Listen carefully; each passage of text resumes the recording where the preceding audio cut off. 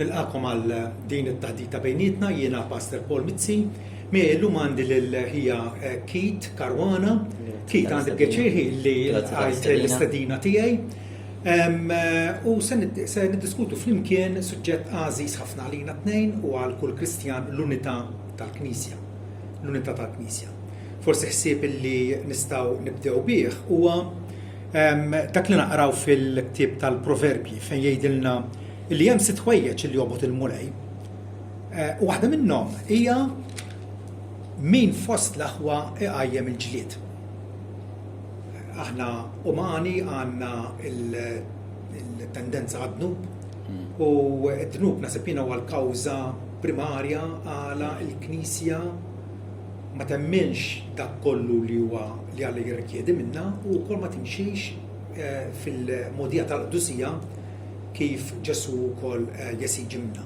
Mill-banda l-oħra nafu wkoll illi f'Salm 133 jgħidilna kemm huwa tajjeb u pjaċevoli illi l-aħwa jagħmlu flimkien ħaġa waħda.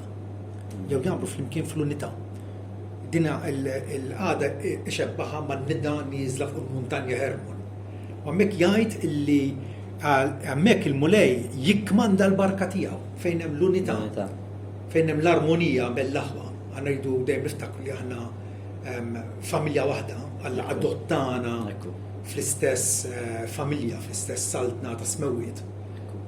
Hemmhekk il-mulej jikkmanda l-barka tiegħu, ġifieri sta għalina allura li napprezzaw dan il-don ta' l-unità, nifmu x'ifisser, x'inhu s-sinifikat tiegħu u kif aħna se ngħixu u ngawdu din l-unità.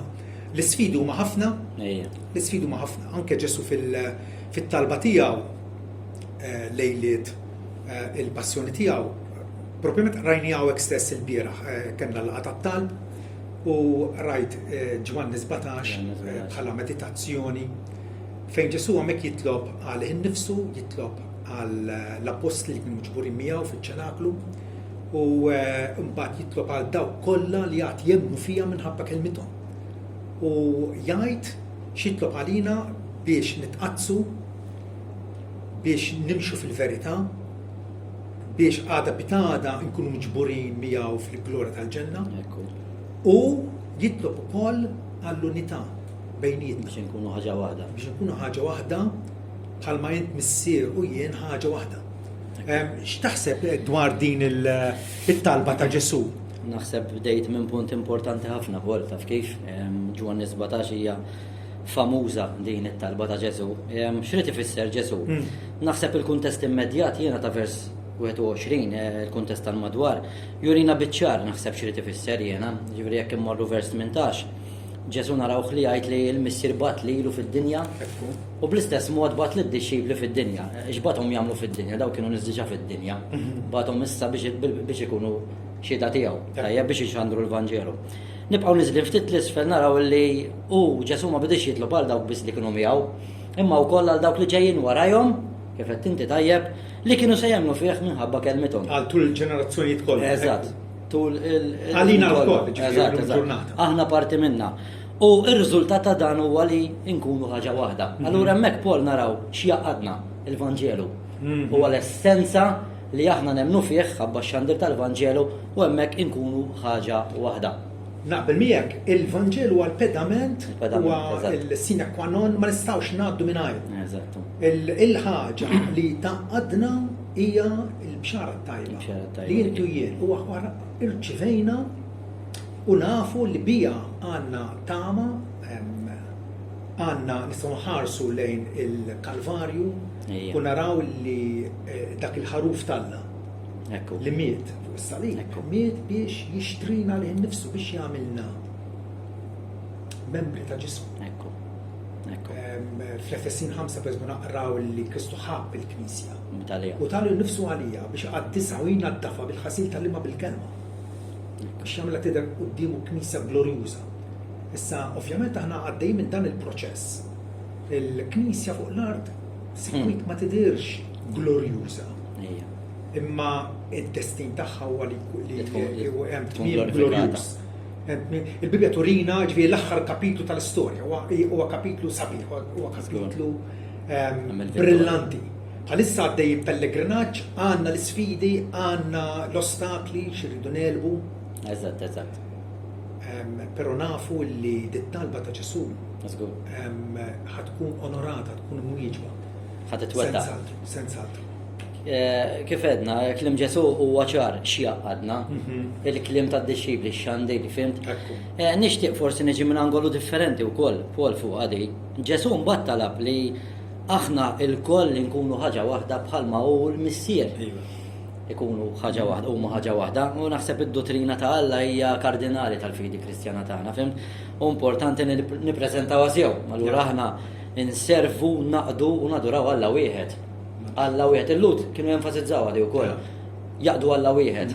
Imma Alla svela lilu nnifsu fil-missier, fl-Iben u fl-Ispirtu Santu. Imma Alla wieħed unità perfetta fl-essenza fin-natura u fl-eternità. Imma pereżempju l-irwol tal-missier huwa differenti mill-irwol tal-Iben u minn tal-Ispirtu Santu. Imma hemm unità perfetta Alla wieħed. Għamel parallelizmu dan mal-Knisja.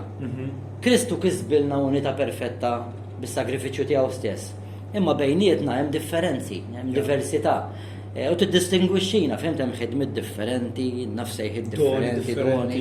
Qed tifhem kif naraw forsi l-affarijiet differenti għax inti qed tajjeb stess polli idnu pilli mitana. Qed tifhem anke ċertu enfasi dottrinali forsi inti tenfasizz iktar fuq dik milli fuq ħaddieħor.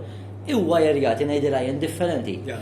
Allura nara li l-unità tal-Knisja b'dan il-mod issib l-eruq tagħha fl-unità ta' Trinità. Tifhem Alla wieħed perfett imma hemm differenzi fl-irwoli. X'taħseb fuqha? Iva, infatti naħseb jiena il-fatt li Alla huwa Trinità lilna jinkoraġġina il għaliex naraw illi Alla tagħna huwa wieħed. Ismu Iżrael il-mulal tiegħek hu mulej wieħed. U fl-istess ħin naraw ruoli differenti fil-persuni, missier l-Iben u l-Ispiritu Santu, missier li pjana salvazzjoni tagħna. L-Iben li kisibna għalih nifsu bil-tixrid tad-dem tiegħu u l-Ispiritu Santu li wellidna minn ġdid u jqaddisna. U allura il-Knisja b'xi mod tirrifletti dir-realtà sublimi illi komposta minn nies ta' nazzjonalitajiet differenti, minn żminijiet differenti, minn kulturi differenti, ġifieri il-varjetà ma tiqaf qatt. Mill-lingwi differenti ġifieri. Frattant Ġesu talab biex inkunu ħaġa waħda biex bekk id-dinja taraf illi inti batni jgħidu l-missier. Ġifieri Ġesu qed jitlob hawnhekk għal unità li ħatkun ta' ċerta kwalità li ħatkun tidher. ħatkun viżibbli, ħatkun isa wirja illi ara x'kapaċi Alla jagħmel b'nies midimba illi jsejħilhom, jagħmilhom il-qaddisin tiegħu u jagħmilhom jiffunzjonaw flimkien ġisem organizmu wieħed. U dik hija sebjina il-meravilja tal-ħidma tal-Ispiritu Santu li għadna flimkien. Aħna sikwit nagħqu l-funzjoni tagħna il-ħadd billi ngħidu l-benedizzjoni trinitarjana. Il-grazzja ta' Sidna Ġesu Kristu, l-imħabba tagħlla u x-xirka tal-Ispiritu Santu ikunu magħkom il-koll. Ix-xirka hija l-komunjoni. Mingħajr l-Ispiritu Santu ma jistax ikollna li ġkien element ta' unità. Il għaliex l-isfond tagħna, l-intellett tagħna kollox differenti, kull bniedem huwa individwu għalih. U kif l-Ispiritu Santu jirnexxielu illi minn membri minn ħanejdu hekk knaten differenti jibni struttura, jibni tempju illi fih jammaru nnifsu. Hija xi ħaġa li għandha timmeraviljana. U hekk tagħmel. U fl-istess ħin ukoll tumiljana li x'inhi r-responsabilità tagħna. Forsi nistgħu nduru għal Efesin kapitlu 4 fejn Pawlu jappellalna biex immantnu inħabirkum biex nippreservaw l-unità tal-Ispirtu fir-rabta ta' sliem. Tajjeb? Għawek, Pawlu ħajibda dissezzjoni fil-litra tiegħu fejn qed jgħidilna li kif għandha tkun il-mixja tagħna. Is-sejħa tagħna li bl-umiltà, bil-mansitudni, bil-paċenzja, tissapportu xulxin fl-imħabba, diġà. Tissapportu. Jew tittolleraw il-xulxin fl-imħabba, illa x'jekk ħanoqogħdu nitpicking u ħanoqogħdu nfetqu ma ħanaslu mkien. Ħana ġun nirrepetuha ġieħ dawk li qed jisimgħuna. Il-pedament li fuq nsibu l-għaqda u l-unità tagħna huwa l-Evanġel. L-Evanġel. U hemmhekk iridu mhux biss nirrepetuh u nxandruh lil ħadd ieħor, nxandruh lil nfusna regolarment il għaliex jekk nitilfu dik il-bażi m'għandniex blaqta fuq xi. Eżatt, proset. Tifhem. U allura iva, ikompli jgħid illi għandna inħabirku biex nippreservaw l-unità tal-Ispiritu fir-rabta tas-sliem. In-nota. Nippreservaw l-unità. L-unità diġà qiegħda hemmhekk. Spiritualment aħna diġà uniti, diġà membri ħajjin ta' Kristu. Kristu huwa r-ras, huwa l-uniku ras f'kull sens. Kristu huwa l-uniku ras tal-Knisja. Kull min huwa mwieled minn ġdid huwa membru ħaj ta' Kristu. Tajjeb, u allura l-unità hemmhekk qiegħda. Ġesu jrida li din l-unità tkun tidher. U allura Pawlu qed jappellana biex nippreservaw. L-unità bil-azzjonijiet midinba tagħna, bil-kburja tagħna, bil-supervja tagħna, nistgħu inħarbtuha.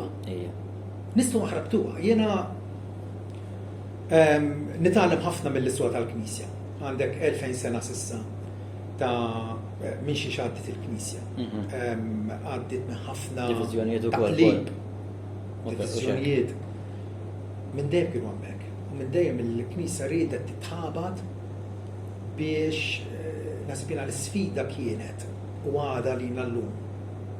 Kif ħajrnexxielna illi nonoraw il-Alla billi nonoraw il-verità tiegħu. Inkomplu fl-unità kif ixtieqna Ġesu Kristu u neżerċitaw mħabba bejnietna.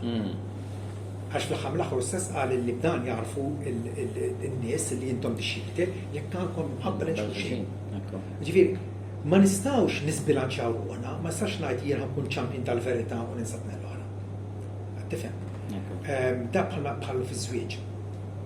Ir-raġel u mara differenti minn xulxin kollox. Jiena miżżewweġ. Il-mara għandha l-opinjoni tagħha, għandha l-fehmi tagħha u l-istess ħaġa. Kif jirnexxielna ngħixu flimkien, miraklu. Naħseb ħafna jaqblu miegħek. U frattant, ir-raġel ħalli missieru ommu, jingħaqad ma' martu jsiru t-tnejn laħmu wieħed. Hemm din l-unità. Hemm din l-unità. Meta madwar il-mejda tal-ikel, qegħdin niddiskutu affarijiet li ma nix naraw għajn flimkien. U frattant, fġieħ l-imħabba ta' bejnietna, inkomplu flimkien. Jiġifieri, l-unità hemmhekk qiegħda. Irridu nkomplu fl-imħabba u rridu wkoll nonoraw il-verità tagħna. Dik hija l-isfida tremenda li l-Knisja dejjem affaċċjat. Bil-kontroversi kien hemm. Kontra Wistin u kontra Pelaġġju. Riforma. Fi żmien ir-riforma, id-donatisti, innovazzjonisti. Dejjem kien hemm dawn però kif trattaw flimkien meta kien hemm żvisti, meta kien hemm nuqqas taqbil, ma kienx dejjem l-imħabba. Issa Pawlu jgħidilna illi l-imħabba il-tarif nefħek.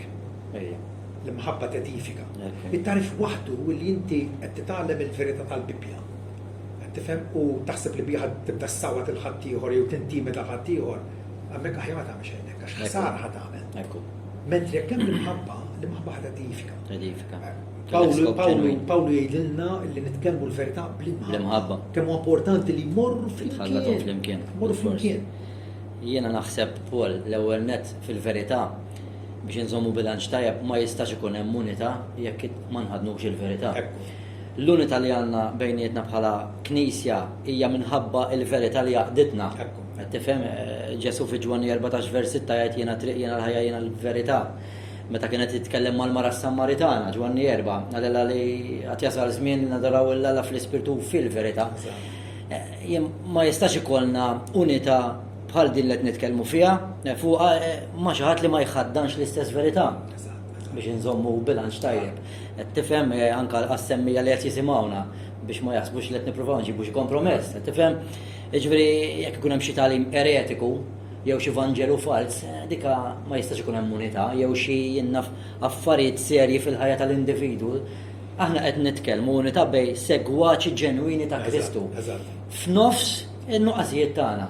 Segwaċi ġenwini li allura huma sottomessi mill-qalb għal kelma tagħna. Ekku. Għaliex il-pedamentu kollu. Għaliex il-fattu il-ħafna il-Kristjaneżmu bissib minn kull tip ta' nies li jikklejmjaw li jafu Ġesu Kristu, però qegħdin ifittxu l-verità tiegħu. Issa Ġesu għalilna li għaddishom l-nissirek talbu għaddishom fil-verità kelmtek. Fejn isibuha kelmtu? Ekku. Fil-Bibja mqazza. Fil-Bibja mqazza. Issa kif għattajt inti Kit, l-unità trid tikber fil-verità u fuq il-verità. Importanti ħafna. Mingħajr il-verità mhix unità, hija ekumenizmu fals nsejħlu jiena, hija sentimentalizmu. Mhux hekk. Jiena ħan niġġi ntabtablek fuq spaltek, brother, però inti ma temmexx fit-Trinità. Le, diġà. Ma nistax jiena nkun unit miegħek, qed tifhem, u din hija l-problema. Din hija l-problema Kit, kont qiegħed nikkonsidra dan l-aħħar. Il-fatt li pereżempju fil-Kunċilju Vatikan it-tieni, il-Knisja Kattolika għamlet ċertu stqarrijiet żbaljati għall-aħħar rigward illi il-Musulmani huma wkoll inklużi fil-pjan tas-salvazzjoni u li aħna ġifieri Kattoliċi Rumani u l-Musulmani naduraw u nqimu l-istess Alla. U din hija inkwetanti. Jista' jkun hemm unità aktar. Din inkwetanti għaliex nafu li l-Musulmani Ġesu jistqarruh bħala profeta ma daqshekk. Ma jistqarruhx li huwa divin, ma jistqarruhx li miet fuq is-salib, ma jistqarruhx li għamel bell-imwiet. U allura kif tista' tgħid illi dawn jadoraw l-istess Alla meta qegħdin jiġħdu dak li qal Ġesu li min ma jarafx min ma jonorax il-liben lanqas m'għandu l-missier li magħtu. Ġifieri x'qed ngħid jiena? L-unità ħatkun bejn nies ġenwinament imwielda minn ġdid illi iva xorta wieħed forsi avvanza aktar mill-ieħor jew forsi wieħed għandu grad ta' illuminazzjoni aktar mill-ieħor. U allura qatt ma nistgħu nippretendu illi aħna uniformi u wasalna fl-istess livell. Le, ta' bħal meta għandek familja. Għandek jiena trabbejt familja ta' 6 tfal. Tifhem? Hija l-kbir. Hija l-kbir u ħadd iż-żgħira kien hemm distanza ta' snin. Il-maturità ta' bejniethom kienet differenti. Qed l-istess ħaġa fil-Knisja. Ġwanni jindirizza lill-qarrieqa tiegħu fl-ewwel ittra tiegħu. Jgħid hemm tfal, hemm ġufnotti, hemm missirijiet, hemm xjuħ. Ġifieri il-maturità hija differenti. Frattant, meta aħna nirsistu biex inrawmu din l-unità ta' bejnietna, għalhekk jiena rrid ngħid li l-unità ħatintwera meta aħna qegħdin nollu l-istandard tal-Evanġelju u ngħidu dan huwa l-importanti. Pawlu l-Apostlu kien lest li iċċeda ħafna affarijiet u għad-dajf sirt dajf bħalhom, għall-ludi sirt ludi bħalhom, l-Timotjom l-ċirkonċiżu, mhux kien għalfejn, imma biex ma joffendix il-lud. Kien lest li iċedi ħafna affarijiet, però xin daħlu aħwa folozz biex jaqilbu l-Evanġelju għal ma aħna żammejnielhom u ma ċedejna xejn assolutament. Il-Vanġelu huwa dak li għadna. U allura jiena biex nappellawek sabiex kull Kristjan ikun imħarreġ tajf l-Evanġelju. Ikun jaf x'inhu u apparti li għandu l-ħaddieħor jgħixu flimkien ma' l-Evanġelju jumiljana. L-Evanġelju iġela nirrealizzaw illi jien ma ressaq xejn meritevoli qudiem Alla. Imma l-uniku jett li għandi għal-ġenna huwa Ġesu Kristu. Illi bħalma qal l-Apostol Pawlu ma jkun qatt li niftaħar ħlief bis-salib ta' Sidna Ġesu Kristu. U allura l-Evanġelju illi bih għandna l-mafrad nubiet li għandna wkoll jumiljana u jgħidilna isma' intom waħedkom intom xejn. Ġesu qal mingħajri ma tistgħu tagħmlu xejn. Hekk kif aħna nibqgħu fid-dilja bħala frijej ħajjin u nagħtu l-frott, tifhem hemmhekk li tintwera l-vera unità għax għandek frijej differenti però kollha waħdin ma l-istess dilja. Ekku. U tajjeb li ġbidna l-attenzjoni fuq għadi li mingħajr verità ma jistax ikun hemm unità, fimt? Għax imbagħad tidħol l-iskrittura. Kif narawha l-iskrittura? Fuq xiex aħna irridu naqblu hemm l-essenza tal-Vanġelu huma dawn id-dottrini fundamentali tal-fidi Kristjana. Ġifieri il-kelma tal-Alla kif taraħħa inti fimt jekk hiex awtorità finali għall-fidi u l-prattika. U għalhekk jidħluna problemi ma' reliġjoni oħra forsi idaħlu tradizzjonijiet li huma paragun mal-iskrittura u dik hija problematika, fimt? Ġifieri aħna meta qed ngħidu ejja ħanirsistu għall-unità ħanżommu l-essenzjali ma nġibux kompromess, però mbagħad forsi hemm ċerta affarijiet nifhmu li nistgħu narawhom daqsxejn differenti. Imma mhux ħammissu l-affarijiet fundamentali, l-essenza tal-Vanġelu, fimt? Kif qed inti id-divinità ta' Ġesu, minnu Ġesu, li aħna l-bnedmin kollha kundannati bil-qawwa tagħna u nsalvaw biss bil-grazzja tagħha. Qed tifhem ġifieri darba minnhom kont qiegħed fi pjazza. U kont qed nitkellem ma' wieħed fuq il-mulej ta' l-Vanġelu u ġie wieħed avvanzat fl-età u beda jitkellem miegħi u beda jgħidli li dan kien qassis u kien jgħallem fuq ir-radju u jgħallem il-qassisin u dawn l-affarijiet hekk. Qedlu ħanamlek mistoqsija jiena. Imma qedlu x'taħseb bejn il-Protestanti u l-Kattoliċi jiena.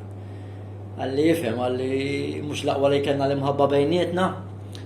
Qedlu hemm id-diviżjoni bejnietna wkoll. U beda jipprova jaħrab li minna. Qedlu l-aħħar mistoqsija nixtieq nagħmellek, qedlu jekk ikun hemm xi ħadd li qed jgħallem xi ħaġa Paul, qedlu li tmur kontra l-Iskrittura. U qabeż li fuq il-Papa mill-ewwel. U għalli jekk jgħidha l-Papa li jgħid il-Papa jgħod għax il-Papa huwa infallibbli huwa dak li Alla bat. Qedlu ġifieri inti qed tgħidli li jekk il-Papa qed jgħallem xi ħaġa kontra it-tagħlim ċar tal-iskrittura ħażhom mal-Papa, għedlu dawk il-problemi. Il-problema hija illi dina tista' tiċċekkja ma tix ħafna erf il-papiet u l-Maġisteru tal-Knisja Kattolika matul is-sekli kontradixxa lil nifsu mhux darba jew tnejn. Għaddi kif nsemmilek din tal-Musulmani illi qegħdin jikklejmew li jaduraw l-istess Alla. Meta il-Konċilju ta' Vjenna u l-Konċilju ta' Firenze fis-seklu 15 qalu il-Maomettani huma taħt is-saħħa ta' Alla. U jużaw kliem ibes ħafna. Kliem ċar. Kliem ibes ħafna. Ġi hemmhekk għandek dawra 180 degrees. Min pożizzjoni issa qed ġibta totalment differenti, il-kontrarju, ġifieri u din huwa każ wieħed. Ħafna każijiet fejn il-papiet ikkontradixxew lilhom infushom matul iż-żminijiet. Ġifieri daqshekk qegħdin naraw li le il-regola suprema li bija se nivverifikaw xiridna nemmnu Alla u kif iridna nġibu ruħna hija il-Bibbja Mqazza. Il-Bibbja Mqazza. Santi Padri fl-ewwel sekli tal-Knisja kollha affermawa din. Kollha affermawa. Ma użawx il-frażi latina sola scrittura, imma għamilt studju fuq hekk, jiġifieri li mill-ewwel seklu sat-tieni, it-tielet, ir-raba' kollha issib nies teologi kbar matul is-sekli li jgħidulek illi l-verità finalment ultimament fl-iskrittura. trid tkun imsejsa fuq l-iskrittura mazza. Infatti l-ortodossi l-isqarija tal-fidi tagħhom jgħidu li jemnu fl-iskrittura imma iżommu tradizzjonijiet oħra fl-istess kategorija. U aħna mhux għal dawk problematika qed ngħidu li ħajkun hemm l-unità, imma min iħadd dan it-tagħlim bibliku hemmhekk hemm l-unità, nistgħu nippreservaw l-unità. Infatti hija tema ċara pol fl-iskrittura li aħna ġisem wieħed dawk li huma verament segwaċi ta' Kristu li jħadnu l-Vanġelu. L-ewwel Korintin 12 pereżempju vers 12 Pawlu jgħidlek li hemm ġisem wieħed, Efesin 4 li forsi ħanduru bejnietna minn vers 4 sa 6 hemm ġisem wieħed u spirtu wieħed, Galatin 3 vers 28 la Ludi, la Grek, la maraw asraġel, la siru asħieles. Imma ġisem wieħed f'Ġesu Kristu. Anka Romani 12 vers 5 jgħidlek għalkemm ħafna imma wieħed. Ġisem wieħed. U Pawlu hawnhekk Efesin 4 Pol kif qed inti jagħti definizzjoni ċara b'saħħitha. Hemm ġisem wieħed u spirtu wieħed. Imma vers 3 diġà indirizzajta inti, dik il-kelma tħabirku qed jenfasizza qisha l-urġenza biex nippreservawha ħalli timmanifesta b'mod viżibbli. Qed tifhem ġifieri din hija issa responsabilità tagħna. Mela fi Kristu aħna uniti, ġisem wieħed, il-Vanġelu jaqadna kif rajna. Immissa rridu naraw x'ħanamlu biha. Tifhem? Ħanġu mmorru daqsxejn l-istorja tiskanta kemm tagħmek. Storikament il-Knisja speċjalment meta btiddieħla fil-Medjuevu seklu 6 il-qudiem bdiet tesiġi illi jkun hemm pereżempju liturġija waħda u formular wieħed u dan affarijiet kollha. Fejn qabel pereżempju meta marru missjonarji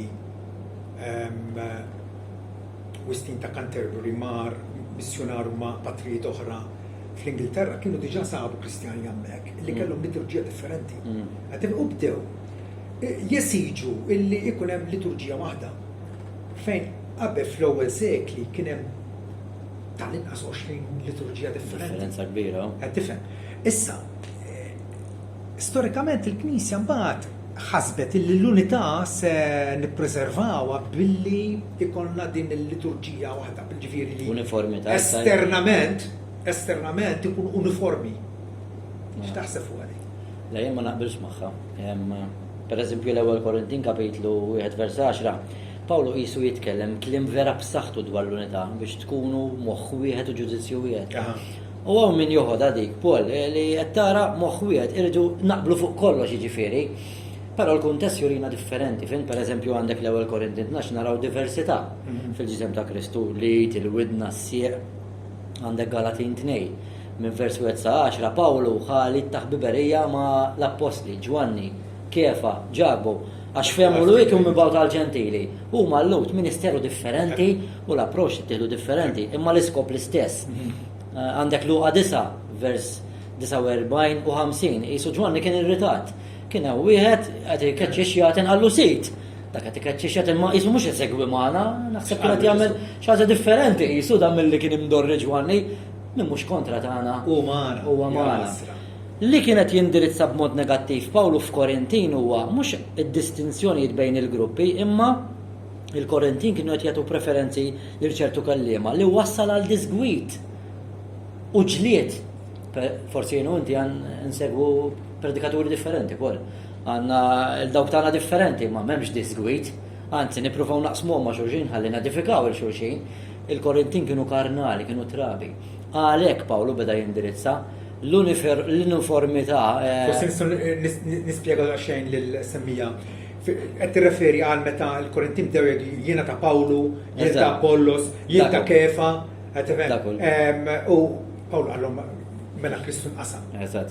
Mela Pawlu mit għalikom, kien salab għalikom. Jew kontu ma' b'disfisem Pawlu. Meta aħna il-lealtà tagħna natuha lil bniedem bħalna għanitkellmu x'għan nkunu qegħdin nuru l-bluwa tagħna. Aħna għandna x'naqsmu ma' Kristu. U la darbu ma' Kristu ukoll mal-Knisja tiegħu dik hija sabiħa. Qed tifhem għaliex min ħobb l-arus, ħobb l-arusa tiegħu wkoll. Ekku. Qed tifhem. Jiġifieri li ħajkun hemm uniformità Totali, mhux ma naħsibx li hija realistika u eventualment ħadda ssib sens ta' impożizzjoni li jew din jew xejn, qed tifhem. U għalhekk imbagħad żviluppaw l-inkwiżizzjoni għax jekk m'intix magħna f'kollox allura. Mhix biblika Paul kif rajna, tifhem ma naqbilx ma' uniformità totali, hija impossibbli mhijiex biblika. Jekk tippermettili nagħti eżempju. Ma nafx inti x'dilettant tal-futbol inti, mal-logħba tal-futbol, pereżempju, jien kont nilagħbu, fimt? Għax din kif ħad tiffunzjona, Paul, mela aħna ġisem wieħed ma' qudin fi Kristu, l-Vanġelu jaqadna. Kif ħad tiffunzjona? Meta għandek tim tal-futbol inti għandek 11 plejer. It-tim qed jirrappreżenta l-istess isem. Malta pereżempju, qed iġorru l-istess arma. U għax huma tal-istess klabb qed jilbsu l-istess ger. Qed tifhem? Imma jekk duk l-unità li diġà għandhom għax qed jirrappreżentaw l-istess klabb mhux ħajġorruha fil-ground, ħajkollhom riżultat ħażin xorta. Li jridu jagħmlu huwa jingħaqdu flimkien għall-iskop li qegħdin fil-ground, mhux biex jiġu kontra xulxin għax hemm tim kontrihom. Iridu jirbħu. Issa, il-ħaġa di, fit-tim tal-futbol għandek pożizzjonijiet differenti, talenti differenti, ir-ruoli differenti, attakkant midfielder mal-linja goaler, qed tifhem? U anka jekk pereżempju inti ħatilab miegħi fid-difiża fl-istess pożizzjoni, pereżempju jekk il-ballun ġej l ta' sidri, Paul jiena dak il-ħin naħseb li rrid intih daqqa ta' rasun bedolem. Forsi inti għalik l-aħjar iżommu b'sidrek jew tħalli ħaddej il-goler. Jiġifieri anke fl-istess pożizzjoni hemm fehmiet differenti, però l-iskop x'inhu li ħaniddefendu l-asta. Qed tifhem? U anke jekk jiena ħanilab miegħek fl-istess tim, Paul jiena mhux ħanġalek tiġi tilab difensur bħali jekk inti attakkant. Mhux l-irwol tat-tim tal-futbol, l-irwol li ħanirrepreżentaw l-isem li qed niġġieldu għalih biex nirbħu l-avversarju. U jekk ninżlu flimkien bil-pożizzjonijiet differenti u nigwadaw minnhom dak, ħanejnu l-xulxin għax jekk inti attakkant tajjeb, jiena minix. Allura ħanejnu l-xulxin bl-iskop li ħanirbħu it-tim avversarju. U din naraħħa fil-ġisem ta' Kristu, Paul jiena. Qed nirrappreżentaw isem wieħed, saltna waħda, qed nġorru arma waħda, fim? Il-problema tkun jekk inti ħad iġini b'ger ieħor. Mela hemmhekk mhux nirrappreżentaw l-istess klabb. Imma la darba aħna għandna l-istess isem, tal-istess klabb, l-istess ger, qabbela mal-Knisja di, l-istess sit, l-istess kelma, l-istess missjoni. Hemmhekk ħanaqbdu d-diversità ta' bejnietna, nġorruh bħala tim u ħanwettqu l-mandat kulturali. It-tim tal-futbol hekk jirnexxi. Aw min jgħidlek pereżempju tieni tim maqut milli xeba nies tajbin ħafna, talenti kbar li jilagħbu għal rashom. Għax tim maqut ħajiddependi iktar minn xulxin. Allura stajt nagħmellek dan paralleliżmu. Jiena darba smajt tixbieħa f'dan ir-rigward. Għandek l-Istati Uniti tal-Amerika. Għandek 50 stat minn għalija? 50 stat.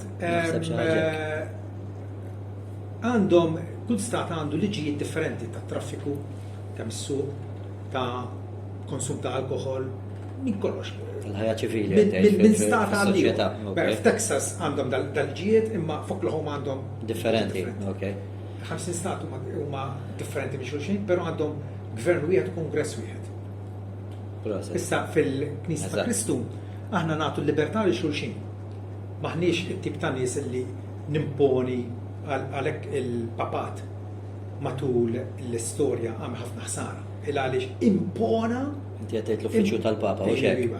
Impona dottrini l-għonek li ma jżistux fl-iskrittura. Li Marija tal-Dessima bil ġisem. Li nitolbu l-xaħat tiħor li fil-lalla. Il-purgatorju. Imponijom fuq il-Knisja meta mandu ebda mandat bibliku għalihom. Plus illi jew temmendin jew inti skomunikat. U għamek allura qiegħed inti m'intix qed tara fil-libertà tal-kuxjenza dak li jkun. Alla waħdu huwa l-sit tal-kuxjenza tagħna. U jien ma nistax nemmen affarijiet kontra r-rita tiegħi jew kontra l-konvinzjoni tiegħi. U għalhekk aħna bħala protestanti hemm denominazzjonijiet il għaliex nirrispettaw xulxin u narfu li inti tifhem hekk. Per eżempju, rigward il-Mamudija, tajjeb hemm min jagħmel il-Metodisti u l-Anglikani, per eżempju, jagħmdu l-trabi. Jagħmdu. Aħna bħala Battisti ma nagħmluhomx, intom laqqas bħala Pentekosta. Xaħad kbir. Tifhem, imma tara inti bis-sens illi xi ħadd minn fuq jgħidlek hekk ħassir il-ħaġa. Meta fil-Medjuevu saret xi ħaġa aċċettata illi t-trabi jitgħamdu, tajjeb? Meta kien dan li ġara? Bdiet il-drawa diħla bil-mod, però mbagħad wara Kostantinu fis-seklu 4 mbagħad tiġi stabbilita aktar u aktar. Tifhem. X'ġara? Ġi stabbilita d-drawa illi ma tistax iddefendija biblikament. Dik il-problema, fimt? Mentri aħna bħala evanġeliċi narfu illi fejn hemm il-libertà tal-kuxjenza ma jistax ikun hemm impożizzjoni ta' dottrina. Tifhem. Irrid naqra nistudja responsabilità dik hu mhux u skont ma qed nifhem ħanem. Ħataġixxi hu. Ġifieri hemm differenza bejn unità spiritwali ġenwina illi ngawdu bejnietna aħna u uniformità esterna. Knisja Kattolika Rumana dejjem eżiġiet li jkun hemm uniformità esterna. Ma jistax ikun. Il-Knisja organizzata, il-Knisja istituzzjonalizzata. Jiġifieri għandek minn fuq qegħdin jiddettaw kif għandu jkun it-twemmin u kif għandha tkun il-ħajja. Mentri aħna nemmnu illi l-Ispiritu Santu permezz ta' kelmtu jgħallimna, ma jgħallimniex kollha bl-istess ritmu, bl-istess veloċità, però il-koll kemm aħna kbar u żgħar nafu lil Ġesu Kristu nitennew fih bħala s-Salvatur tagħna u iva qegħdin naffanzaw. U waqt li qegħdin naffanzaw qegħdin naċċettaw xulxin. Pawlu għalina ċaru tont. Il-qawħ dak li huwa dajjef fil-fidi. Imma mhux biex toqgħod tiddisputu miegħu. Qed tifhem għax hekk mhux qed jifhimha din ħaġa. Kif tista' twaslu xi darba qed jasal, imma bħalissa le. Qed tifhem. Jiġifieri uniformità esterna, jiġifieri li naqblu f'kollox, u hekk qed nifhmek sew li Eżatt. ma għalkemm mhijiex biblika Paul mhix realtà. Għax hemm diviżjoni. Ara ħanajdlek fis-seklu 13-14 kien hemm ħafna piki u ġlied bejn id-Dominikani u l-Franċiskani. Għaliex il-Franċiskani qegħdin jippromovu l-idea illi Marija kienet immakulata mit-tnessil tagħha. Id-dottrina mbagħad ġiet formulata uffiċjalment fl-1950. Reċentament ġifieri. Illi Marija tnislet minn ardnu u għexa tħajja minn ardnu. Id-Dominikani ma kienux jagħmlu hekk. U kien hemm dal-ġlied, imma ġlied li dama għal 200 sena u iżjed ta' ġifieri u ġlied kbir. Ġlied mhux ġast. Ġlied kontroversi. Id-Dominikani jgħidu li hekk kellha Bnub, Tumas Takwino wieħed mill-ikbar teologu fil-Knisja Kattolika Rumana. Ma qabilx. Ma kienx jaqbel magħha. Qed tifhem. U allura issa mela il-Kattoliċi Rumani llum huma obbligati li jemmnu li Marija tnislet minn ardnu. Obbligati. Mela l-kuxjenza issa. Meta l-Bibbja tikkontradixxi le dik hija hu. Il għaliex Marija stess qalet ruħi tfaħħar il-Salvatur lej u l-Ispiritu tiegħi jifraħ falla s-Salvatur tiegħi qed tammetti fl-umiltà tagħha. Ekku. Rumani 3 vers 23 kollha nibna waqajna mill-glorja talla. U dwar l-uniformità, Paul, anke jekk tħares madwarek, m'hemmx uniformità għax hemm diviżjoni. Forsi tgħidli kif jista' jkun li jkun hemm diviżjoni viżibbli u fl-istess ħin hemm unjoni spiritwali. Mhijiex biss possibbli hija realtà sfortunatament li qed ngħixu fiha, anke bejn l-evanġeliċi sfortunatament, u aħna għalhekk forsi qegħdin hawn biex forsi nippruvaw nippromovu iktar l-unità u nippersistu għaliha. U għaliex taħseb illi huwa hekk mhux maħabba bil-maturità tagħna l-koll ta' ġifieri il-koll kemm aħna ma wasalniex. Le ma wasalniex. Hemm limitazzjonijiet. Arda biex miegħi. Kieku Mela jiena għandi teoloġija reformata u inti għandek teoloġija pentekostali. U hemm affarijiet differenti bejnietna x'noħdu pjaċir niddiskutuhom. Qatt ma kien hemm vera. mill-aqwa. Jekk tkun taf personalment illi f'dal qasam u f'dil ħaġa żbaljat. Żbaljat jien. Tkun taf fiċ-ċert. Tibdlu dak u l-istess ħaġa. Għamilta ġieli. U kull Kristjan ngħidlek jiena, imma ma nafux fejn f'dawk il-punti fejn aħna żbaljati għax kieku nbidlu. U rridu nagħtu grazzja għal xulxin hemmhekk u x'hekk. Jiena kemm il-darba ddiskutejna jien u inti u ma narawx ngħidu laħnajn majn. Imma fl-affarijiet li nistgħu naħdmu flimkien, naqbdu jdej xulxin u naħdmu flimkien. Qed tifhem imma jiena naf li inti temmen hekk għax veret taraħħa hekk, mhux għax tipprova. Jiena il-nisrana 45 sena, ikkonvertejt 20 sena. Għandi 41 sena poli. Kemm tallimt tul snin. Kemm tallimt. Qed tifhem, il-mulej għadu jibdilni il-kambjamenti għadhom qed insiru fija, mela. Kien hemm kambjament morali. Jiena kont il-sin il-għax ħafna. Midaj. Maħdniex. Hemm kambjament. Kambjament intellettwali. Il-Bibja kont nafa ftit li xejn. Min naqriet li kont nisma' waqt il-Qudies. Illum nafa iżjed. Eżatt, kibirtu. Kambjament spiritwali. Qabel Alla ma kienx interessani. Issa għalax għal qalbi. Nifta ħajtek. Issa. L-istess ħaġa fid-dottrini. Id-dottrini hemmhekk qegħdin imma kull Kristjan jifhimhom, kull Kristjan għandu fema armonjuża ta' dottrina moħra le. Le, jien taf kif nara kif. Kwistjoni ta' triage. Meta tidħol l-isptar, l-emerġenza, jgħidulek x'għandek. Jekk għandek saqajk tuġak, qabli jarak l-għada fil-ħodu tabib. Imma meta mort jiena għatlu għandi uġieħ f'qalbi. Dak il-ħin. Wara nofsija daħħalni. Għaliex? Triage. L-affarijiet l-aktar importanti jiġu l-ewwel. U mbagħad hemm tat-tieni u hemm tat-tielet. U l-istess ħaġa fil-fidi l-Isranija. Mela, l-ewwel ħaġa li hija l-aktar importanti għadni diġà il-Vanġel. Pawlu fil-ewwel Korinti 15 qal jiena nfakkarkom fl-Evanġelju li intom qed tiġikom iżommu sħiħ miegħu għax altrimenti tkunu għamiltu għal xejn. Tista' tkun li teologu. Il-Vanġelu huwa il-muftieħ għal-salvataġġ. L-essenza. Imbagħad hemm dottrini iva importanti ġieli diskutejna bejnietna waħda minnhom il-predestinazzjoni. Meta morna nieklu tiftakar? Jiena nifhimha mod. Inti tifhimha mod ieħor. Nassigurak illi la jgħaddu snin il-fema tiegħi u tiegħek. Ħaterġa' terfin. Jekk aħna għandna sinċerament qegħdin nfittxu il-verità tagħha. Ħan irfinawha. Tajjeb, imbagħad hemm affarijiet li huma għas-sekondarja terzjarji sejħilhom. Terzjarji pereżempju fejn naf jiena. Eskatoloġija? L-affarijiet ta' tmiem. Il-ħatfa tal-Knisja, il-millenju, ir-ritorn ta' Kristu,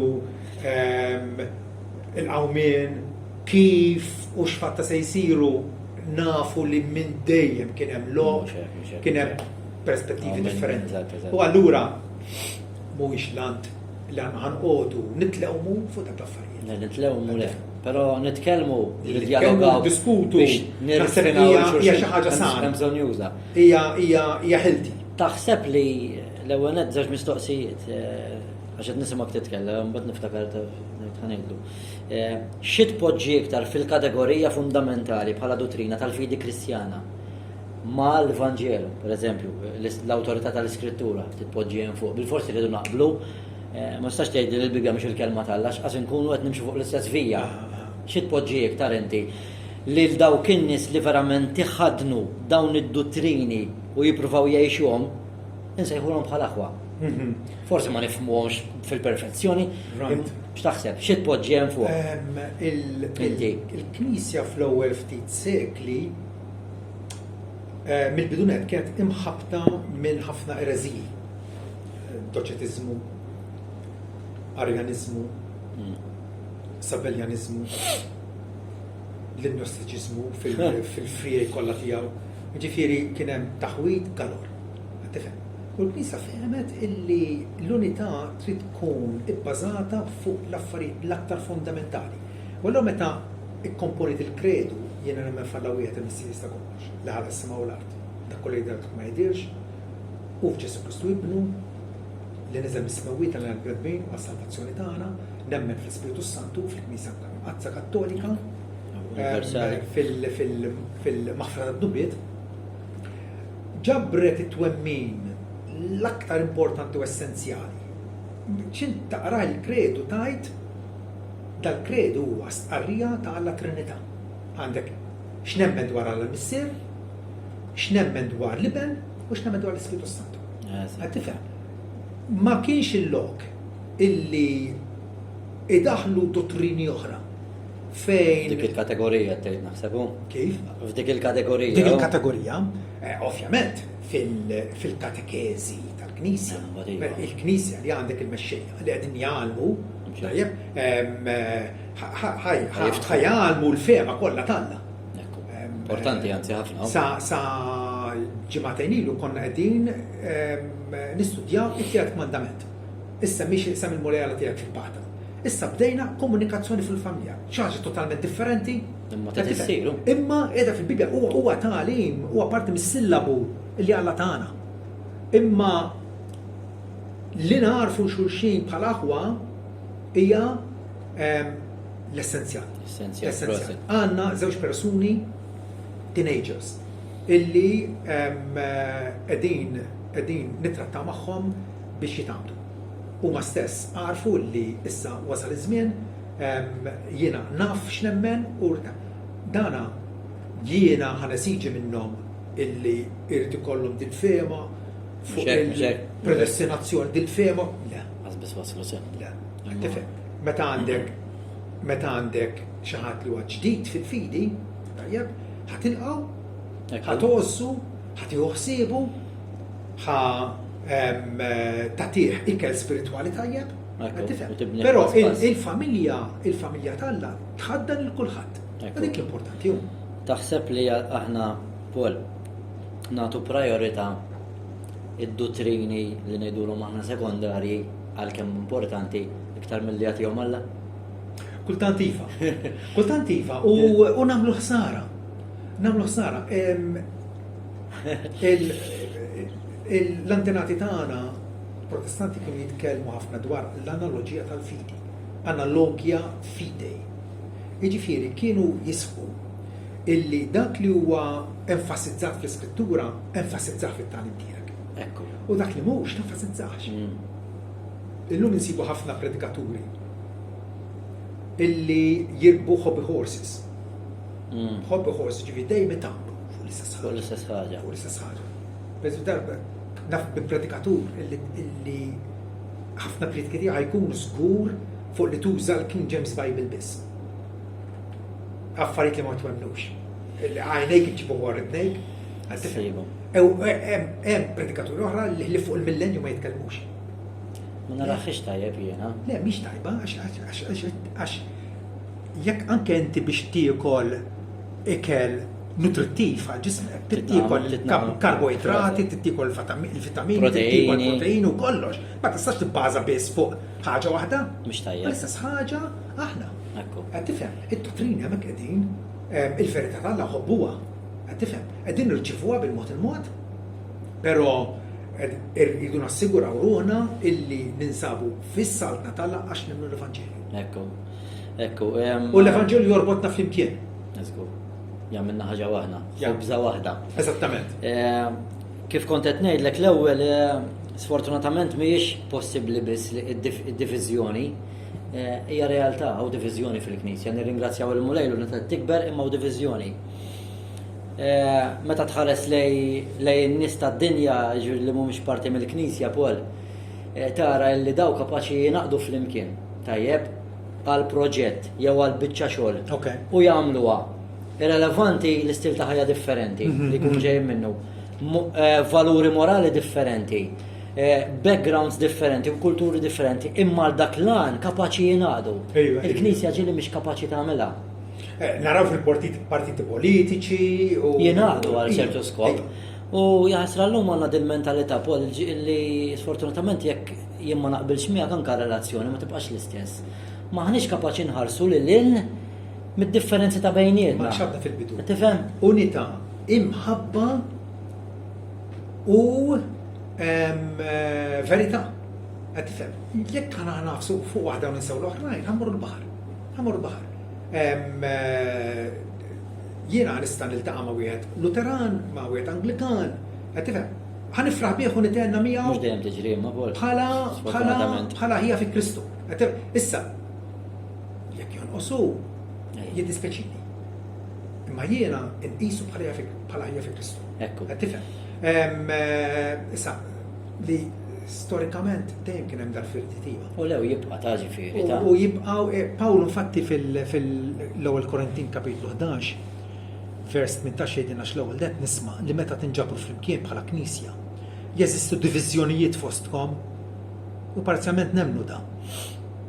Għax jeħtieġ li jkun hemm ukoll fazzjonijiet fostkom, x'inhuma fazzjonijiet, diviżjonijiet, differenzi. Sabiex ukoll l-approvati minn Alla isiru manifesti fostkom. Ġifier Pawlu qed jar huwa realist kbir. Jaf li l-Knisja ta' Kristu hija komposta minn nies dgħajfa, minn nies li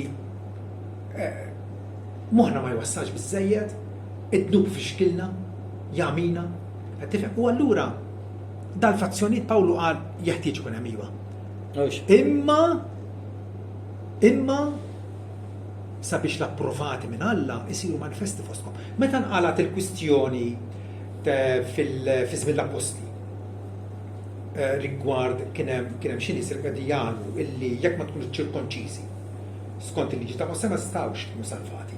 X'għamlu l-Apostli? Iltaqgħu flimkien mal-Knisja kollha f'Ġerusalemm u iddibattew. Għatti 15 meta mbagħad għaddewlhom litra lill-ġentili. Imma ddibattew, diskutew bejniethom. Hija importanti. Laħqu għalftejn iva. Dejjem il-Knisja laħqet għalftejn? Mhux dejjem. Però il-realtà ta' dawn il-fazzjonijiet u tal-kontroversi Alla jippermettihom l-ewwel biex jittestjalna il-lealtà ta' lejh u lejn Kentu. Kemm ħanżommu sod ma' Kentu? Kemm ħanżommu? Jew ħanġibu kompromess. Kemm se numilja ruħi jekk jiena naraf u nirrealizza illi kif qed ifissieri li hija għandu raġun u mhux jien għandi raġun. Qed tifhem, għax ħafna drabi tidħol l-gburija hemmhekk. Tidħol l-gburija u ħafna mexxiet ta' Knisja ħsibhom biex iperċu l-anfushom aktarx milli promuovu il-verità tagħna. Hemmhekk għandna x'nitalmu minn Ġwan il-Battista meta qal u jeħtieġ jikber ma jeħtieġ nonqos. Żgur. U matul is-sota tal-Knisja wkoll. Ġifieri rajna, pereżempju ix-xizma l-kbira. Ġrat kważi 1000 sen ilu. fl-1054. Tajjeb, kif ġrat? Maħħabba xi teoloġija, ora kien hemm il-kwistjoni tal-filjokwe fil-kredu, l-Ortodossi jgħidu żittu mal-kredu, ma naħsibx dik kienet il-kwistjoni kollha. Kwistjoni kienet il-kburija u l-arroganza ta' dawn hekk imsejħa mexxejja il-Papa f'Ruma, il-Patriarka ta' Kostantinopli li kienu bit-tikketta għal xulxejn, ir-rivalità kienet ilhem għażek li twata. Kienet ilha tiffermenta, fl-aħħar il-Papa bat bolla ta' skomunika lill-Patriarka. Għattifem, ma? Dik xturi. Naħseb. Fejn hija l-imħabba? Fejn hija tfittxija l-verità? Għattifem. Problema, kif qed ngħidu, sfortunatament hawn din mentalità Paul fej ġieli jekk ma naqbilx miegħek m'iniex kapaċi naħdem miegħek, jisna nibżgħu għax hemm id-differenzi bejnietna. U din xeklet ix-xhieda tal-Knisja quddiem id-dinja. Issa aħna qegħdin hawn ukoll pereżempju biex il-Knisja tikber tajjeb biex il-qaddisin jintramaw għal kulopri tajba għalhekk għal tagħna doni. Però Paul, jekk aħna qegħdin hawn biss għall-Knisja, jiġifieri għal dawk li diġà huma parti mill-ġisem ta' Kristu biex nimmaturaw, allura li jien il-mulej jista' jaqbad joħodna u malajn nimmaturaw ħdeħ. Yeah, of course. F'kemm li ngħid li għax nimbidlu ma jkunx hemm nuqqasijiet. Allura aħna qegħdin hawn primarjament ukoll biex nevanġelizzaw lid-dinja, biex inkunu xhieda ta' Kristu. Tajjeb? U huwa hemmhekk li rridu nkunu umli u naqbdu jdej xulxin u naħdmu flimkien għal mandat kulturali. Għax jekk ninaqdu flimkien ħajkun hemm iktar saħħa u il-mod kif irdu naħdmu u nimxu l-qoddim għall-unità hija wan biex numiljaw lil nfusna rida tagħna Pol. Għax jekk aħna nafu li hija rida tagħna li naħdmu flimkien għax hemm iktar saħħa, għalfejn ma nagħmluhiex. Jekk jiena naf li jekk naħdem iktar ma' Kristjani oħra ħanissaħħa għax ħanitgħallem minn għandhom nista' nużaw risorsi ta' xulxin. U jiena nista' nkun ta' barka l ħadd ieħor imma ma nagħmilix għax irrid nibqa' iżolat, mela mhux qed nagħmel ir-rida tal-Alla f'dak il-kuntest, qed tifhem? U din qed ixxekkel ix-xhieda tagħna u Ġwanni 13, vers 25 hija ċara Pol. Jarfu li intom dixxipli tiegħi mill-imħada bejnietna u nixtieq iżid dan. Jiena għalija, ifhem it-teoloġija nħobba jiena bħalma tħobba inti Pol. Aħna hekk sejrin jienu inti fimt? Però jiena nemmen biex verament il-Knisja b'mod effettiv iktar twettaq il-Kummissjoni l-kbira, se jkun hemm bżonn naħseb li ċertu dottrini dawk li bdejna ngħidu sekondarju jintefgħu naqma l-ġemp.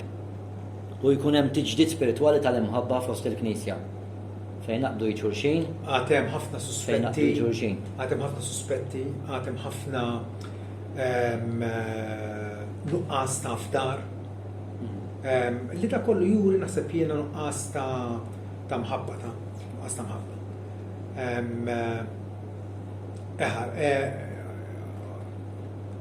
Ifimni, il-situazzjoni meta Pawlu per eżempju għalilhom temmu l-fer tiegħi billi tkunu ħaġa waħda flimkien. Filippin 2:2. U taqblu flimkien. Ok, faċli tajda, faċli ngħidu nkunu ħaġa waħda flimkien, imma kif ħajna xjiena. U Pawlu poġġielna il-mudell eċċellenti qudiemna illi ta' Kristu Ġesu nnifsu, illi għalkemm kien f'sura ta' Alla, ma jsirx bħala ħaġa missuqa jkun daqs Alla. Imma battalli u nnifsu, ħafu u nnifsu s-sura ta' għaddej, u wara l-instab minn barra bħala bniedem u milja l-nifsu u bidjenti imqars għal-mewt tas-salib. Mela, il-muftiħ għall-unità ta' bejnietna hija l-umiltà. Jekk m'hemmx umiltà, jekk jiena ħsibni biex nitkabbar fuqek u nuri li jiena aktar importanti minnek. Minix Pawlu iddeskriva l-Knisja bħala ġisem wieħed. Li lajn ma tistax tajt il-widna m'għandix bżonnok. Jew il-fom jgħid il-lit m'għandix bżonnok, jew ngħaddi minn għajrek. Qed tifhem. Jiġifieri il-membri huma tant differenti minn xulxin, però jridu jiffunzjonaw. U bekk nagħmlu ġisem għax inkella ħambagħtu. Tifhem? Pereżempju semmejt ta' Ġesu inti li battallilu nnifsu. Forsi nistgħu nagħmlu parallelizmu. Xorta baqa' divin, ma biddilx id-divinità jew sa ħaġa, ġifieri meta aħna qed ngħidu ninaqdu fl-unità, ħadd mu qed jgħid lil xulxin li qed nippruvaw nġalu nġibu kompromess mal-konvenzjonijiet li aħna nħadnu, imma f'ċertu affarijiet Pol nitfgħu ċertu dottrini mal-ġemp, ninaqdu flimkien u nwettqu l-Kummissjoni l-kbira. Hemm x'ismu assjom u jgħidu li maxim. Nafu bil-Latin ukoll. Emmi jgħid li għala u stin ta' Eppona u emmi jgħid li għala u tur Olandiż fis-seklu 17. In necessaris unitas. In non necessaris libertas. In omnibus caritas. Smajta bl-Ingliż naħseb li. F'dak li huwa neċessarju unità. Ħana ġu nirrepetu. X'inhu neċessarju? Il-Vanġel. Il-Vanġel neċessarju għalina u kif qed tajtiet huwa neċessarju għal dawk li nistan barra. Ġifieri dak li aħna rċivejna b'xejn, irridu konna għaddu b'xejn ħaddieħor. Dak huwa neċessarju. Dak huwa neċessarju. U rridu nifhmu illi dak huwa l-ġojjel tal-Knisja li tagħmel il-Knisja il-Knisja, tajjeb? Inno neċessaris libertas. Tajjeb? Inti għaddej fuq kors ta' studju, jien għaddej fuq kors ta' studju, il-mulej qed jgħallimna għandna l-istess spiritu, l-istess unzjoni minn l-istess kelma. L-istess kelma li taħadna, Fidu waħda Pawli għajt, fidu waħda ma' Udja waħda, waħda. sit wieħed. Sit wieħed. Jiġifieri l-elementi tal-fidi ingawduhom il-kol flimkien. Imma fimnihom u qegħdin nisfruttawhom kollha b'wament le. U allura dik in-nuqqas ta' unità ħadd tkun realtà. Tifhem. U ikompli għajt imbagħad illi in omnibus caritas. F'kollox jrid ikun hemm il-ħabba. Għax hekk m'hemmx imħabba, tista' titkellem bil-lingwa tal-anġlu tal-bnedmin. Mhux hekk hija l-marka tal-Kristjanu x'hekk. U tkun tinstema' bħal ċimblu jżarżar. Qed tifhem flok ma tgħin lin-nies tkun qed gerrixhom, tkun qed tbedhom. Żgur. Tkun hemm dik l-imħabba. Żgur. Kemm ma' xulxin u kemm ma' nistem barra, jiena nħobb inġib pereżempju il-grazzja weħeda ġib kompromess. Il-verità weħeda tikkundanna, però il-grazzja flimkien mal-verità tillibera u titrasforma. U ġieli ma nagħmluhiex bejnietna Paul, jasra. Semmejt l-umiltà inti, u hawnhekk nixtieq nistqar xi ħaġa jiena. Meta l-estejt il-ktieb Melħ tal-Artu dawl tad-dinja kien ħad li jisu bej 21 sena. L-estejt id-dottrina, t-teoloġija, però mbagħad għaraf tiena isma' ħej. Jien għandi bżonn li xi ħadd jagħmel il-qari tal-provi, għax qatt m'għamilthom dawn l-affarijiet, nistudja l-kelma u hekk. Li jpoġġi li l-ktieb fi programm dak li ngħidulu typesetting. U dejjem huwa importanti li jkellek parajnejn oħra wara tiegħek. Qed tifhem, allura tlabtu lil mulej.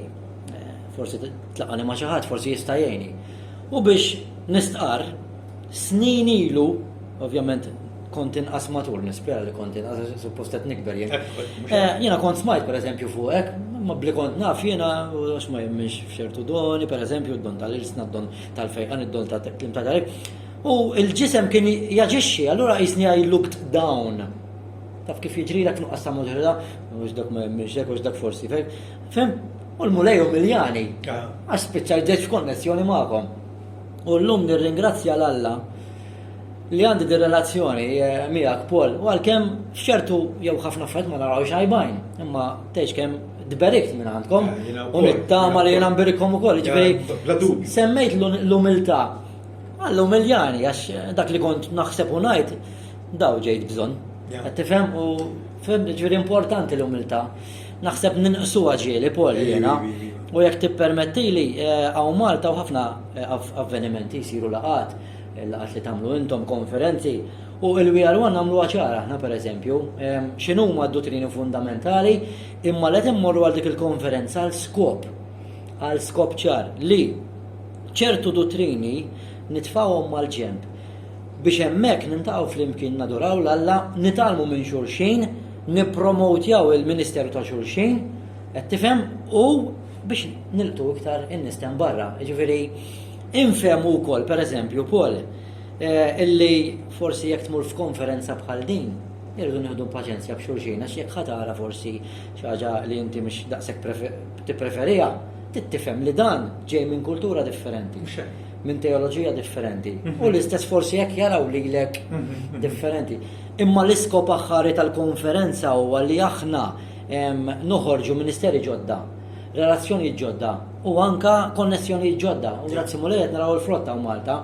U din nagħmlu ċara biex nagħmlu dan il-pass, irridu nkunu umli biex jingħaqdu daw il-mijiet ta' issa fil-Ministeru personali tiegħek, fil-Knisja lokali jew il-mod kif niddixxiplina l-ġodda jien, ħanallimhom kif nifhem l-iskrittura jien.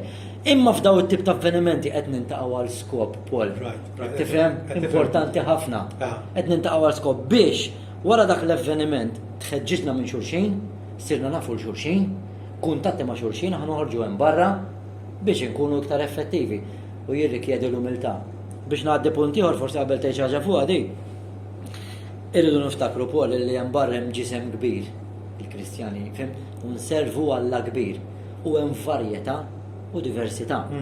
Issa aħna qed ngħidu u bqajna nsostnu li ma l-affarijiet fundamentali nżommuhom m'hemmx kompromess. U laqas mal-oħrajn jiġifieri, imma li ninaqdu flimkien għal skop aħħari biex inkunu xhieda ħajja qed tifhem li mħabba ta' bejnietna hekk. Imma pereżempju anke fil-qima, l-qima u l-adorazzjoni Paul pereżempju jiena aħna nduru konferenzi differenti anke barra minn Malta u nattendu nżuru knejjes komunitajiet evanġeliċi differenti. Per eżempju, fi grupp tara ima iktar kwieta, per eżempju fi grupp ieħor iktar allegruża u storbjuża. Jiena dik m'għandix problema biha, anke jekk forsi l-preferenzi tiegħi jkunu daqqa differenti. Il-problema li nara mbagħad fil-qima u l-adorazzjoni hija jekk l-iffukar jinqala minn Kristu u nsfaw fil-bniedem. Irrelevanti jekk ikwieta jew allegruża jew forsi tiġi f'entertainment. it-talent tal-bniedem minn flok Alla issa. Allura jiena meta mmur x'imkien u nara qima daqsxejn differenti milli kif forsi nippreferi jien nagħti l-benefiċċju tad-dubju li dan qed jimla Alla minn qalbu imma forsi l-kultura tiegħu hekk forsi tgħallem. Qed tifhem jekk għal dal-grupp dan huwa tajjeb, forsi għal grupp ieħor jara horrur. Ma forsi tnejn huwa mberkin minn Alla. Tifhem irridu nagħtu l-umiltà u l-imħabbem ma' xulxin. Ejwa, naqbel miegħek. Ħalli nżid xi ħaġa kemm huwa importanti biex insettqu nippromovu l-unità ta' bejnietna. Naħseb iridu nitgħallmu nisimgħu xulxin. Għaliex ħafna drabi nispiċċaw jekk jiena Kalvinist. U jiena Arminjan. U inti Arminjan. X'jagħmlu ħafna nies? Jagħmlu karikatura tal-pożizzjoni opposta flok ma jikkritikaw il-vera Arminjanizmu jawġuh tal-motu maniera illi ġibuh mhux veru. Qed jinterpretaw ħażin. Eżatt, ġifieri. Jippreżentaw żbaljat. Illi nisimgħu xulxin naħseb huwa importanti. U għal darb'oħra inħarsu l-eswa tal-Knisja u naraw kemm il-Knisja żbaljat meta nies illi kienu well-meaning, illi kellhom messaġġ ta' twissija, illi wrew il-bżonn ta' riforma f'moħħi għandi l-Luteru.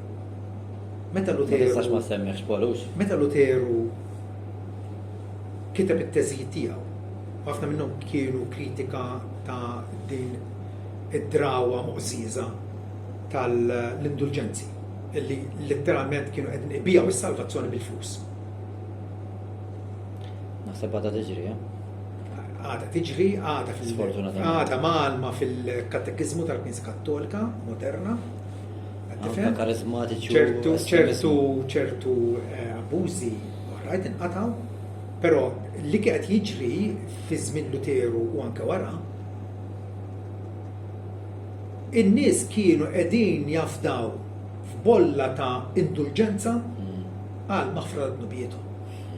Meta Luteru qalilhom isma', meta Kristu qal indmu qed jgħidilna illi l-ħajja tan-nisrani għandha tkun ħajja tandiema. Ma mbagħad allura meta beda bil-letteratura tiegħu bdiet tinfirex mal-Ġermanja kollha u finalment issejjaħ biex jibdew quddiem id-dieta ta' Worms fl-1517. Quddiem l-Imperatur Karlu V, il-legati tal-Papa, prelati tal-Knisja, tajjeb biex jagħti difiża tiegħu nnifsu.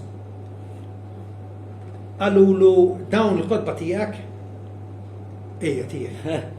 Tirrikanta dak illi ġifieri tiġħad dak illi qed tgħid fihom, qed tifhem.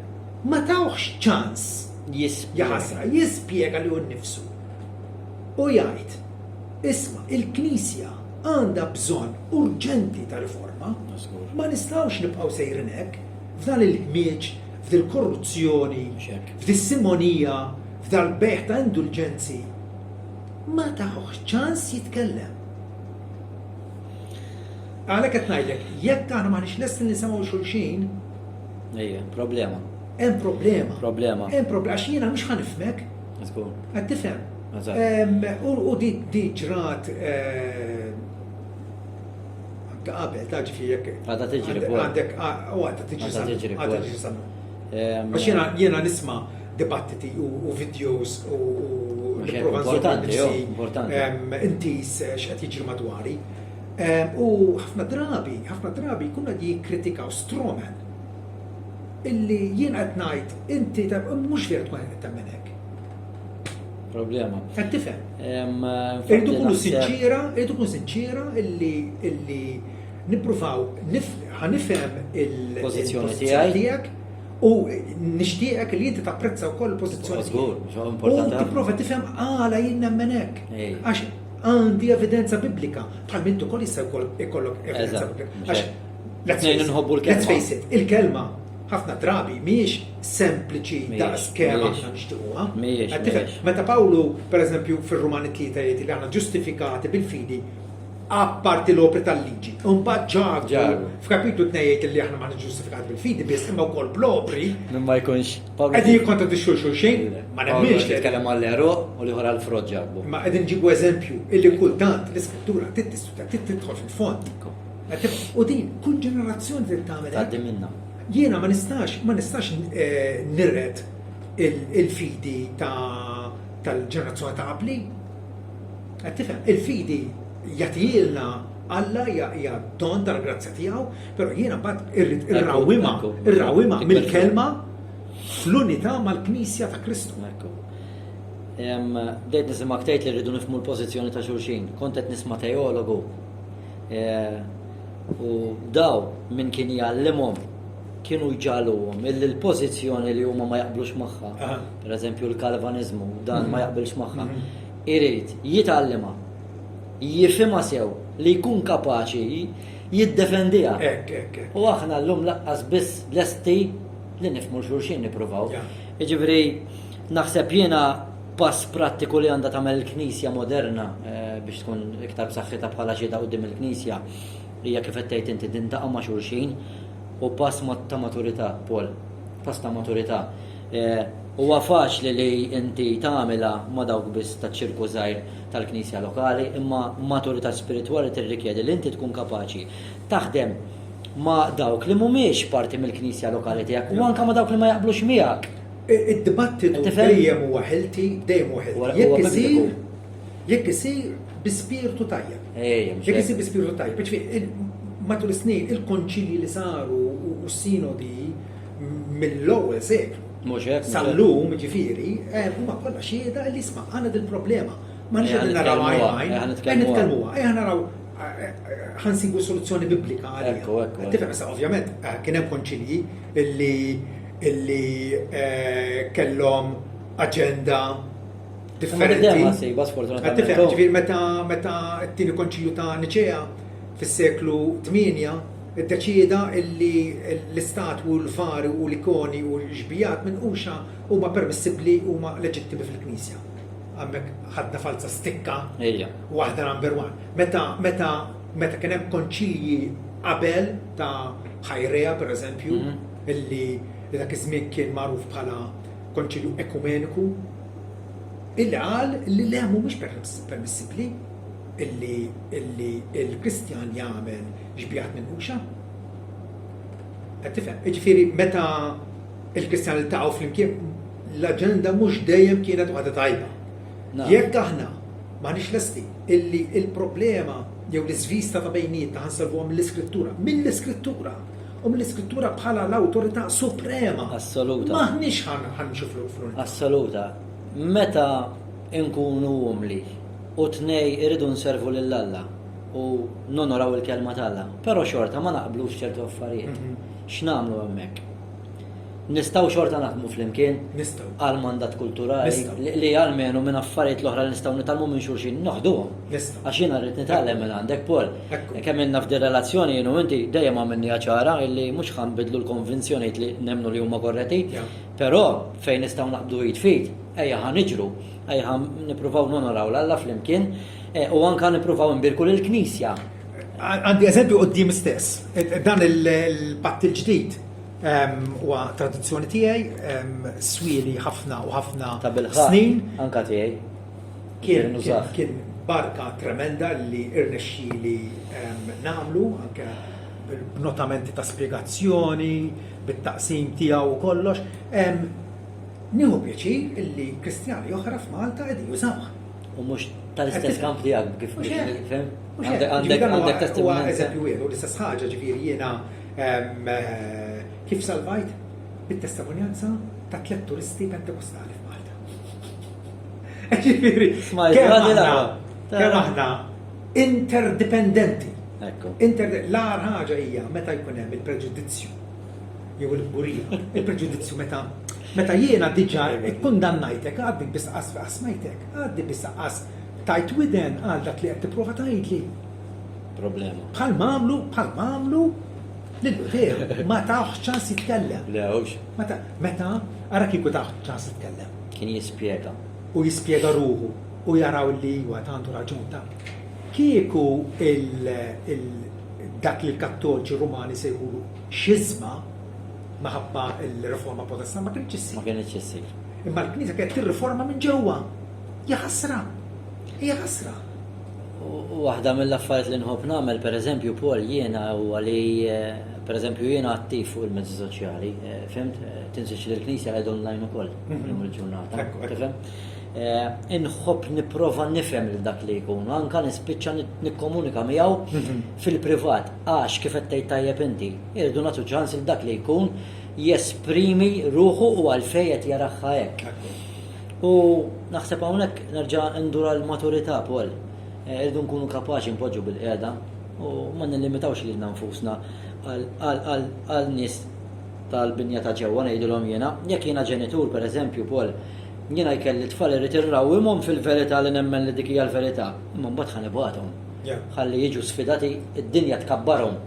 Jiġu ċċellenġjati bi sfidi ta' nies differenti u huma jkunu ta' barka l ħaddieħor. Għamel parallelizmu għal-Kristjan. Jekk il-Kristjan ma jippruvax jintegra ma' fehmiet differenti biex anke t-teoloġija tiegħu tiġi sfidata. Għax jekk inti dejjem iżżomm mal-istess akkwata, kif ħan iċċallenġjak jiena? Inti kif tista' tiċċallenġjani jekk qas intik ċans? Qed tifhem jekk m'għandekx ċans. Jekk xejn. Hija maturità spiritwali dik biex inkunu melħ tal-art u d-dawl tad-dinja. Ġifieri Kristu jridna li fil-waqt li nibqgħu isseparati mill-ħażen tad-dinja, irdu nitħalltu man-nies tad-dinja biex inservu għal ġid tagħhom. Mhux hekk. Hija importanti nemmen ukoll sfortunatament diviżjoni qiegħda hemm ħabba l-fatt li pereżempju jekk bejnietna kien hemm daqsxejn ta' disgwit ma rranġajniex u jibqa' tilha l-ħajt. Il-Bibja tagħmililna ċara Paul ħalli l-offerta tiegħek hemm jekk hu għandu għalik. Ara jekk jiena inti għamilt li xi ħaġa faċli niġi nsibek għax inti waġġajtni, imma jekk nara lil Paul pereżempju jisni għamiltlu xi ħaġa qed narah miġbur, ma nagħmluhiex Paul. Ma naffaċċjawx lill-aħwa. Maħniex kapaċi li mmorru naffaċċjaw isma' aħna kollox sew. U mbagħad tiskanta meta npoġġu bil-qiegħda u niċċaraw l-affarijiet għalfejn jiena ġixxejtek u inti għalfejn ħadni hekk, jaqa' kollox u relazzjoni iktar tissaħħaħ, kemm f'teoloġija u kemm relazzjonali. Eżattament. Allura nistaqsik mistoqsija jiena bħala pastor inti. X'inhi l-iktar bħala pastor ta' esperjenza tajjeb, x'inhi l-iktar li tara ta' teddida biex iżżomm l-unità fil-kongregazzjoni lokali u kif tista' inti trawwem il-Kristjani li inti raj tagħhom biex jimirħu iktar għall-unità ma' kongregazzjonijiet oħra, evanġeliċi pereżempju. Kif tista' tmexxihom f'direzzjoni inti bħala pastor? X'taħseb? Mela fir-relazzjoni ma' knejjes evanġeliċi oħra f'pajjiżna jiena nippromovi ħafna n-neċessità li nitolbu għal xulxin. U nagħmluha regolari, n-nies qed jidraw ġifieri li mhux aħna biss nasistu. Hemm kongregazzjonijiet oħra validi, hemm kongregazzjonijiet oħra li bħalna jekk mhux iżgħet minna iħobbu lil mulej u jridu jservuh f'din id-dinja. Ekku. Qed tifhem? U dik l-ħaġa nippromovija. Ukoll imbagħad fil-relazzjoni bħala kongregazzjoni lokali waħda dejjem infakkar illi isma' jekk għandek din l-opinjoni fuq dittala ħaġa trivjali mhuwiex lan tilħaq toqgħod ix-xandara ma' kulħadd. Tifhem? L-istess ħaġa li għadt lilek illum ngħidu lin-nies taħt il-sorveljanza tiegħi. Illi isma' irridu nimbnew fuq l-Evanġelju qiegħed hemmhekk biex nemmnuh u ngħixuh. U naqsmuh ma' ħadd ieħor. Qed tifhem? Jiġifieri dik hija l-mira tagħna dik issa vera. Kull ma hu miktub fl-Iskrittura miktub għat-tagħlim tagħna. Jiġifieri huwa jekk aħna impeġġu li nafusna bħala studenti fl-iskola ta' Ġesu Kristu, għax dixxiplu dak li dixxiplu huwa student. Is-sillabu huwa kbir. Is-sillabu huwa kbir biex inti tħaddnu u tgħixu ħajgħaddu ħafna snin bil-mod il-mod. Dan huwa is-sillabu li hemm qudiemna, qed tifhem. Imma aħna nirringrazzja l-Alla ġifieri kemm inni inservi bħala master fil-Knisja, dejjem kellna u gawdejna sens sabiħ ħafna ta' unità bejnietna. Fil-Knisja lokali. Dej, u naħseb jiena waħda mir-raġunijiet hija li nenfasizzaw ħafna il-verità tal-Iskrittura. Illi kull ma nemnu ġej minn hemm. Ġej direttament mill-Iskrittura. U dika tippromuova ħafna l-unità. Ukoll l-eżerċizzju tal-mħabba bejnietna, l-imħabba hija dik li torbotna kif jgħid Pawlu f'armonija perfetta. Qed dawn l-affarijiet illi jekk toqgħod tagħmel il-rules u regolamenti u hekk u tagħmel xi u tagħmel hekk min taħta semkien. L-aktar ħajkollok unità ta' sforzata ngħidilha. Sforzata, imġiela. Naħseb irridu niftakru wkoll Paul li Ġesu mhux biss talab talba l-unità iżda mitalija. Eżatt. Mitalija. U għad-dover tagħna li naraw kif nippruvaw nkunu iktar uniti ma' xulxin f'nofs id-differenzi ta' bejnietna.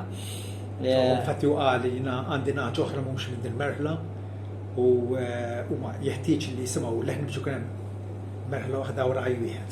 Eżatt, l-importanti. Merħla waħda u raj u nispjegati, il-merħla waħda ta' Kristu hija miġbura minn fost Luterani, Riformati, Pentekostali, Metodisti, Battisti, Kattoliċi Rumani, Ortodossi. Il-siġil, il-pedament tal-la wieqaf sħiħ billi għadu da siġil. Il-mulej jaf il-dawk tiegħu. Jafu. Il-nies talla ma jnarfux għandhom it-tikketta presbiterjan jew pentekostali. Il-Kristjani jinarfu, Alla jarafhom u jaf min huma. Jien rajt tajb naf in-naċ tiegħi u n-naċ tiegħi ġwarajja.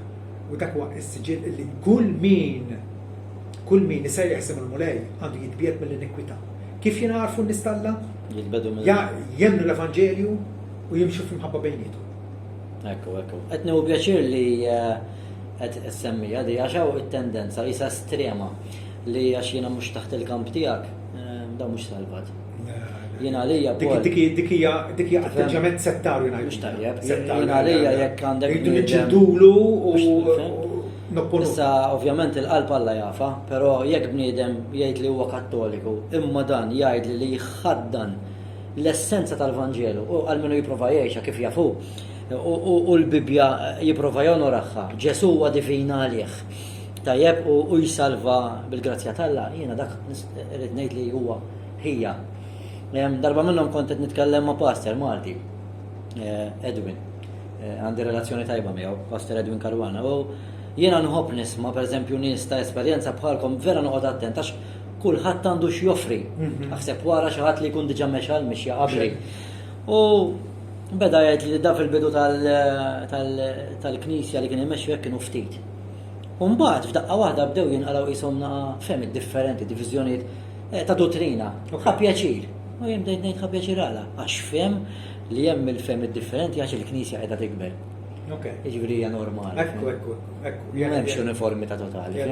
Kapaċi naqbdu jdej xulxin għal mandat kulturali nistgħu nigwadanjaw mid-diversità li Alla poġġa fil-ġisem ta' Kristu. Bħalma ma wasalniex moralment għax għadna nisolbu għadna nidimbu mhux għax nixtiequ, ma dik hija r-realtà. Tifhem? Ma wasalniex ukoll intellettwalment fil-fehma tagħna tal-Iskrittura nixtiequ li nifhmuha lill-Alla nitolbuh ġifieri l-salmista kif talab. Iftaħ li għajnejja biex nara il-meravilji tal-liġi tiegħek. U dik naħseb li għandha tkun l-atteġġament ta' kull Kristjan nemmen li ta' kull Kristjan ġenwin illi jixtieq illi jasal iva biex il-mulej iħobbu b'qalbu kollha, b'ruħu kollha, bil-qawwa tiegħu kollha u b'moħħu kollu. Kull il-proxmu tiegħu ħallu nnifsu. Fl-aħħar mill-aħħar il-mandat tagħna huwa ċar. Huwa ċar. Alla ħabna u rridu waslu l-imħabba tiegħu lil ħaddieħor. Imħabba murija fuq is-salib ta' Kristu. Bħalma Mose walla s-serq fid-deżert lek jeħtieġ jitwalla bil-bniedem biex kull min jemmen fih ma jintilifx ma jkollu l-ħajja eterna. Għax għalhekk ħabb id-dinja li taliba waħdini tiegħu biex kull min jemmen fih ma jintilifx iżda jkollu l-ħajja eterna. Dak huwa il-mandat tagħna li aħna qegħdin wettquh bi pjaċir mexjin id fit bħala Kristjani Evanġeliċi f'Malta u nixtiequ u nitolbu biex il-mulej ibierek kull sforz tagħna. Kit, nitolbok biex tagħmilna b'talba u nkun nistgħu immorru lejn id-dar bil-kwiet. Fidek. Mulej Alla tagħna, Setanu Sovran, nirringrazzjawk li ġbartna taħtek mhux bil-ħila tagħna imma permezz tal-Vanġelu mulej li jaqadna bħala ġisem wieħed mulej. U aħna dan inħadnu mulej. U nirringrazzjawk tal-opportunità li tajtna mulej li mhux biss inkunu parti mill-familja tiegħek, daw kollha li jsejħu l-isem tas-Sejt, imma li nippreżentaw kemm barra mulej. Għalhekk nitolbok biex tkompli s-saħħa il-Knisja tiegħek, kompli ħeġġiġa u imma turaħħa missier u kompli għallimna biex innaqdu iktar flimkien ħalli l-mandat tal-Vanġelu inwasluh iktar ċar hemm barra. Nitolbok biex iżomm idejk fuqna mulej u għallimna immorru iktar ma' xulxin biex dik l-unità li inti tajtna permezz tas-salib nagħmlu tidher iktar viżibbli hemm barra u n-nies jarfu li aħna verament ix-xibli tiegħek. Nitlob mulej biex tbierek lilna kollha hekk kif sejrin id-dar mulej. Nitolbok dan kollu f'isem Ġesu Kristu. Amen. Amen. Grazzi.